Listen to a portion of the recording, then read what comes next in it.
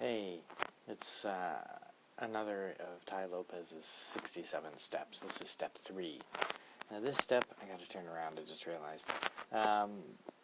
This step is all about humility. And it's a long exercise, or a long lecture, to get this basic point across that you have to be humble. And if you look at mega successful people, they normally have a high degree of inward humility. Now, everybody kind of fakes outward humility, and, there's a lot of people who have, look like they have no outward humility at all. Tai gives this example of Michael Jordan, who I don't know so well, but I can understand. Who was a cocky guy playing basketball, but inwardly, what people always said about him was he had a great ability to listen and to be coached. And of course, that's what you need in business. And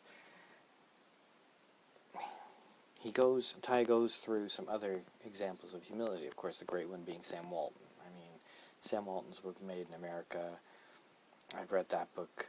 It's one of those go-back-to books. It's an amazing story, whether you agree with Walmart or not. And I think after you read the book, you'd agree with Walmart.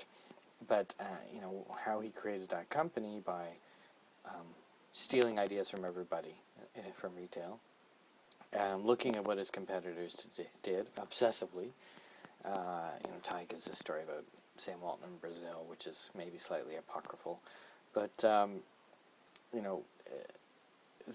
his ability to learn a combination of humility and stubbornness. You know what you know, and you go with that, and the rest you learn from other people. Sam Walton's a perfect example of that. Jeff Bezos is also given as an example. Having read the Everything Store, I'm not entirely sure how much humility Jeff Bezos has, but without a doubt, he listened to other people in their ideas. Whether he took them on or just listened to them to disregard them is open to debate. But he wrote everything down, which is a good metric for your humility. And Tai has this mental Robin Hood idea. You steal ideas from the rich. So, Tai came up with these 4 indicators of humility. They call them humility score. And the first one being, how many mentors do you have? Without a doubt, people who are successful have had mentors. So how many mentors have you sought out in your life or right now, and do you have? How many books are you reading? Seeking knowledge through books is another good indicator. It's all about being humble and all about learning. How much money are you spending on your learning, in buying books and going to conferences and getting mentors, going to see mentors? And how much are you learning from your competitors? Those are his 4 kind of pillars of his humility score. And he says, rank yourself 1 to 10 in all of those and take an average.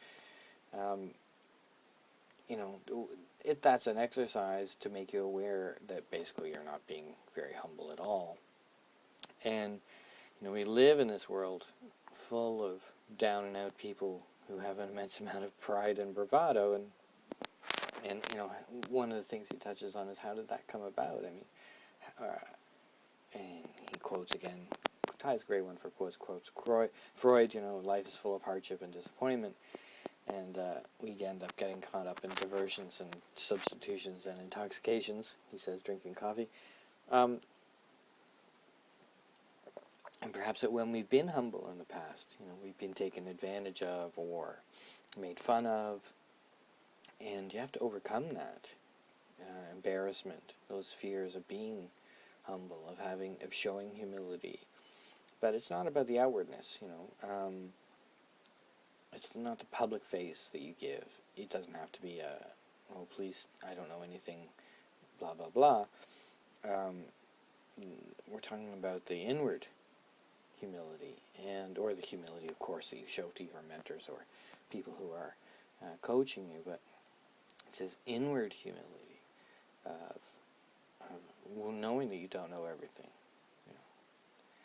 And I just got some other little throwaway notes here, like that you can't replenish time. And be stingy on what you spend it on. And look for, Abraham Lincoln. Abraham Lincoln is a good one. I learned from everyone I meet, though often it's learning what not to do. It's still paying attention to the people you meet. Being aware is so vital. And write down your goals. Write down your humility score. Write down the things you hear from other people, or record the conversation or whatever. What's the point of talking to somebody who can give you a great deal of knowledge if you don't write it down?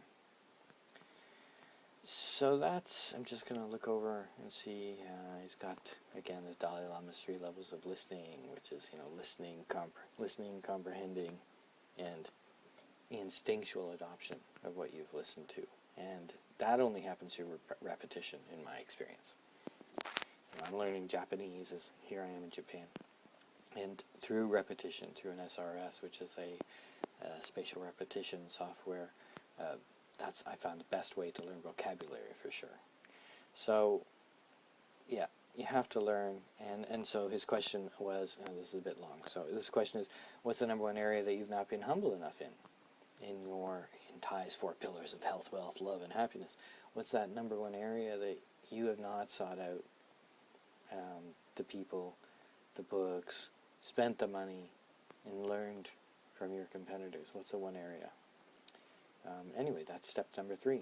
See you later. Bye.